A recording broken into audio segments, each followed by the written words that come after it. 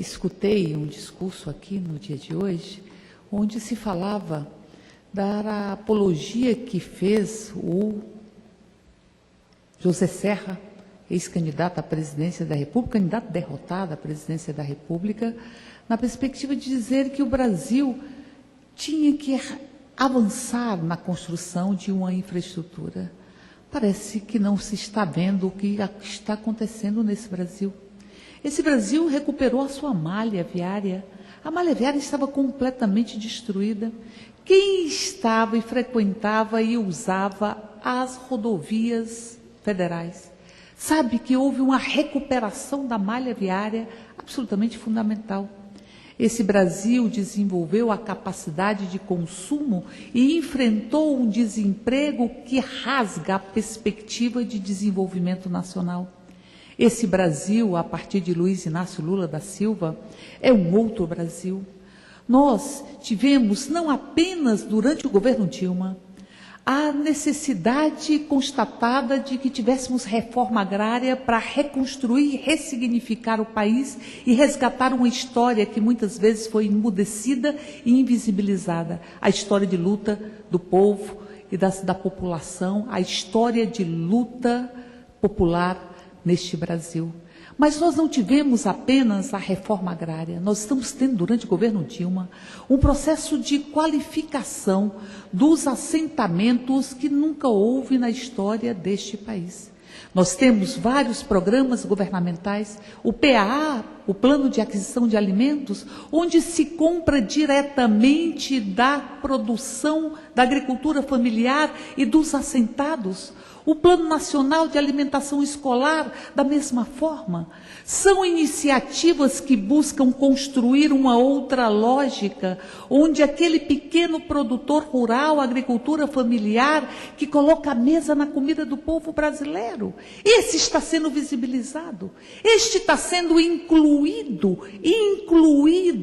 para que nós possamos construir um Brasil de todas e de todos. Dizia ontem João Pedro Stedley, no ato em defesa da reforma agrária no Congresso do Movimento Sem Terra, dizia ele que é o movimento popular, é o movimento social que tem feito as grandes conquistas. E dizia ele também da necessidade de democratizarmos o conhecimento, porque esse é absolutamente fundamental e estruturante para mudarmos e transformarmos este país. Penso que a presidenta Dilma entende isso de forma absolutamente concreta. Dizia a presidenta Dilma que a educação é absolutamente estruturante para que nós possamos transformar definitivamente esse país e para que as conquistas não sejam efêmeras, não sejam apenas políticas de governo, mas que se transformem em políticas de Estado. Esse é o Brasil que está tirando a fome de brasileiros e brasileiras. Nós estamos deixando a fome para trás. E essa é uma conquista de Estado, porque a população se apropriou dela, se apropriou da elevação do salário mínimo, se apropriou da priorização de termos pleno emprego, porque nunca tivemos um desemprego tão diminuto neste país. A população se apropriou do Bolsa Família, programa de transferência de renda. Então veja, para além da infraestrutura que se vê, que está sendo recuperada, nós estamos vendo os aeroportos sendo reestruturados, nós estamos vendo a nossa malha viária, nós estamos vendo um plano organizado de aceleração do crescimento que envolve o desenvolvimento da infraestrutura. Nós estamos dando contorno ao ser humano, que estava sempre sobre os escombros da desigualdade e da naturalização da fome e da miséria nesse país, que as elites, inclusive o senhor José Serra, sempre defenderam. Então, portanto, eu diria que nós estamos dando contorno à agricultura familiar, para que ela possa se empoderar e as pessoas possam ter visibilidade. Contorno com o investimento da educação, que dá contorno à existência humana e ao ser humano. Este é o governo de Dilma Rousseff. E digo isso porque nós temos, e foram divulgados, uma série de pronunciamentos que foram remetidos ao presidente Lula, ao ex-presidente Lula, e que reafirmam a era inaugurada por Lula e aprofundada por Dilma. Diz uma destas cartas: querido Lula, Hoje venho aqui por meio desta para lhe contar um pouquinho da minha história e lhe agradecer pelo ProUni, programa que mudou 100% a minha vida e a da minha família. Sou filha de uma dona de casa e de um professor pedreiro, o qual sempre lutou juntamente com o PT para mudar a história do Brasil. Hoje, sou uma cirurgiã dentista. Hoje completam-se 3 anos que me formei em uma das melhores universidades do Brasil. Voltei para o interior e hoje tenho o meu consultório, conseguido através do BNDES, e dou palestras em escolas públicas para incentivar os jovens a acreditar e lutar por um futuro melhor. Aqui em casa, foram 4 bolsas pelo ProUni. Hoje são 2 cirurgiãs dentistas, uma bacharel em administração e uma veterinária. Um sonho realizado, que jamais teria se concretizado se não fosse pelo seu carinho pelas pessoas menos favorecidas. O sonho do meu pai, meu e de toda a minha família, é um dia te dar um abraço e dizer obrigado, Lula. Obrigado, Lula. Um forte abraço da família Soares. Que Jesus o dê muita vida, paz e saúde. Essa é a minha linda família. Mas aqui temos uma outra carta que diz: trabalhei desde muito pequeno, sou filho de pessoas humildes, vivi o regime militar, trabalhei na Companhia de Eletricidade de Pernambuco do ano de 76 a 2003 e hoje sou aposentado.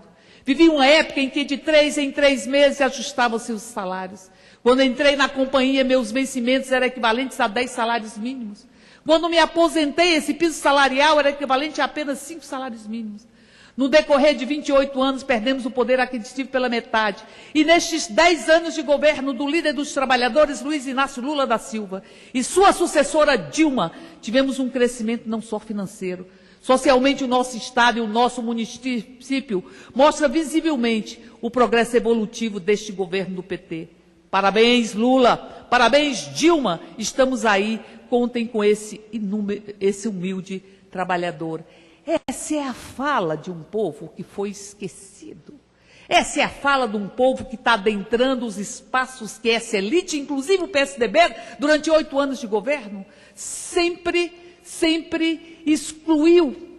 Essa é a fala de uma população que está adentrando os espaços que eram negados por uma lógica perversa de exclusão social. Hoje, parte da elite brasileira se incomoda em ter que dividir os aviões com a população de baixa renda, se incomoda em ter que dividir os bancos de escolas privadas e públicas com a população brasileira, se incomoda de ter que dividir os estacionamentos com essa população brasileira. Por isso eu venho aqui para dizer do que significam esses governos de Lula e o governo Dilma para o povo brasileiro. E dizer que a presidenta Dilma Rousseff, ao receber o Movimento Sem Terra, está recebendo para dizer que está se contrapondo a toda uma lógica que existe hoje neste país de se criminalizar os movimentos sociais. Há um processo fascista em curso, que vai se expressar na fala de parlamentares desta casa. O presidente da Frente de Agropecuária aqui desta casa disse que quilombolas, gays, indígenas, é tudo que não presta nesse país. Então são expressões fascistas de exclusão social, de exclusão simbólica e de desumanização de parcela substancial da população brasileira. A presidenta Dilma Rousseff recebe os movimentos sociais porque sabe que os movimentos sociais são fundamentais para consolidar a democracia. E nós não vamos aceitar a criminalização que está se construindo, inclusive é um projeto aprovado no Senado que estabelece ou possibilita, a partir da leitura subjetiva que pode ser feita, que nós tenhamos consideradas as manifestações populares como atos de terrorismo. Nós precisamos nos contrapor a tudo isso para que nós construamos uma lógica de que todos os seres humanos são iguais em direitos. E por isso, senhor presidente, eu encerro aqui me solidarizando com o jogador do Cruzeiro que, ao adentrar ao estádio para defender o seu time no país peruano, ali foi alvo de uma série de manifestações que o associavam com gestos mímicos a um macaco. E ali digo que essas são expressões de desumanização que não podemos permitir. O jogador Tinga diz: eu trocaria todos os meus títulos pela igualdade entre todos. Eu trocaria todos os meus títulos pela igualdade entre todos. Estas manifestações, as manifestações de justiçamento que atingem pobres e negros neste país, as manifestações de parlamentares desta casa hierarquizando os seres humanos e tirando o direito de parte dos seres humanos, elas são processos de construção de um movimento que é extremamente perigoso para a democracia e para a existência humana. Por isso nós nos colocamos contrários a ele. Repito, e me calo com isso, eu trocaria todos os meus títulos pela igualdade entre todos. Por isso, aqui falo e repito as palavras de Neymar, quando disse, estamos juntos, Tinga. E eu digo, estamos juntos, Tinga. Trocaria todos os meus títulos pela igualdade entre todos. Muito obrigado, deputada Érica Cocai. E agora convido o deputado Augusto Carvalho para que possa assumir a presidência dos trabalhos, uma vez que eu serei o orador seguinte.